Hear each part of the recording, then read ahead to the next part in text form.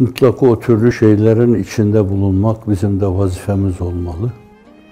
Liyakatımızdan o mevzuda denecek şeyleri ancak biz diyebiliriz. Mülazası gibi şeytani duygulardan uzak olarak onca güzel insanın iştirak ettiği şeyde bizim de bir kaşık katkımız olsun mülazasıyla biz de aynı şeyde, atmosferde, duygu ve düşünce itibariyle online'la o hususlara iştirak etmeye çalışıyoruz Allah'ın izni inayetiyle. Zannediyorum benimle müttefiktir bu ricada cümle ihvanım. Kardeşlerim de aynı şeyleri düşünürler. İddiadan uzaktırlar. Gözleri çok büyük şeylerde değildir. Belki çok defa kendileriyle yüzleşirken Allah Allah Cenab-ı Hak termitlere, karıncalara meğer ne büyük işler yaptırtıyormuş filan derler. Nimeti ondan görür. O nimetin büyüklüğü ona çok yakıştığından dolayı ona verir. Bir kere daha elhamdülillahillezî hedâna lihâzâ. Hamdolsun Allah'a ki bizi böyle bir şeye hidayet buyurdu. Bizi evvela insan yaptı, sonra da insanı mümin yaptı, sonra da insanlığın sultanı biraz evvel okudum. Hisseme düşen şeyde Efendimizin sallallahu aleyhi ve sellem belki birkaç yüz tane evsaf-ı aliyesiyle zikredilmesi, o Nebi-i Ümmi, o Şefi, o Münzir, o Beşir, ona ümmet yaptı. Efendim aynı zamanda elimizden tutacağı vaadinde bulundu. Cenab-ı Hakk'a binlerce hamdü sena olsun. O bunları bize lütfetmeseydi biz bunların 10'da birisine bile sahip olamazdık diyoruz. Evet, bu açıdan da bütün arkadaşlarımızın oluşturdukları aktivitelere elden geldiğince omuz vermek, iştirak etmek ve aynı zamanda o işi paylaşmak onlarla beraber. Büyük bir şey. Ekseriyetin halisane duası fereci umumi cezbeder diyor Hazreti Piri Muğan Şembitaban Ziya-i Himmet. Bu mülazayla biz de kardeşlerimizin bu hayırlı işlerini iştirak ediyoruz.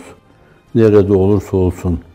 Herhalde bir gün gökteki yıldızlardan birisinde aram eylesek, orada otursak, yeryüzünde yine olan bu türlü şeylere şöyle böyle hangi yolu olacaksa katkıda bulunur, onlarla beraber bulunmayı sağlamaya çalışırız inşallah Teala. Bu geceki faslın arkasında da esasen bu türlü mülahazalar vardı.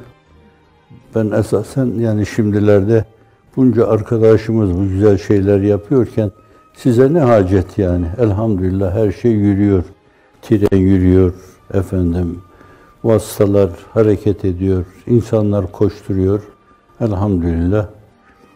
Duygularını, düşüncelerini analiz ettiklerini zaman bakıyorsun ki herkes senin ötende çok ciddi düşüncelere sahip.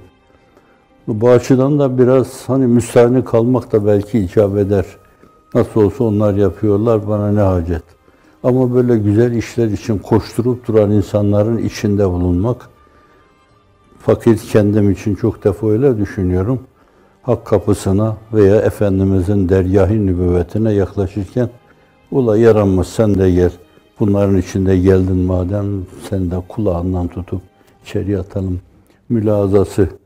Bu açıdan da bu fasılları böyle kendimizin dışında olmasına göz yummak doğru değil. Mutlaka içinde bulunmaya çalışmak lazım.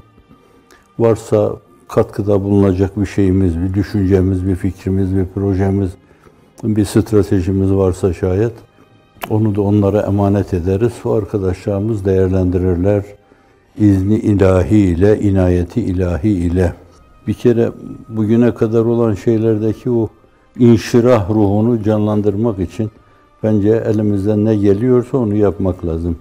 Yani 300 tane, 500 tane, 1000 tane, 2000 tane insanla şimdiye kadar görüştük burada. Çok ciddi bir inşirah ruhuyla ayrıldı gittiler esasen. Onları bir hatırlatmak lazım onlara. Yani dün öyleydi, bugün böyle ve tilke leyyâmü nüdâvülhâ beynen nas. Bu günler, kutlu günler esasen mübarek günler, pür envar günler. Kapı kapı dolaşıyor yani. Dün başka bir kapının önünde, başka bir eşiğin dibinde, bugün başka bir eşiğin dibinde. Bugünün bir yarını vardır sadece. Bugüne bağlı yaşamak doğru değildir. Kendimizi dar bir aleme mahkum etmiş oluruz. Biz yarınları, öbür günleri olan insanlarız Allah'ın izni inayetiyle. Şimdiye kadar da dünya hep böyle yarınlı, öbür günlü, daha öbür günlü filan günlerle cereyan edip durmuştur yani. Hiçbir güne bağlı kalmamıştır. Sadece dünyaya tapan insanlar, onlar bugünü vardır, yarınları yoktur onların, öbür günleri de yoktur.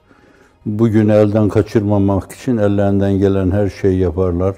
Hatta çok değişik şirretliklere bile girebilirler esasen. Fakat biz yarını olan insanlarız. Yarını olan insan yarın adına çok şeye katlanıyor.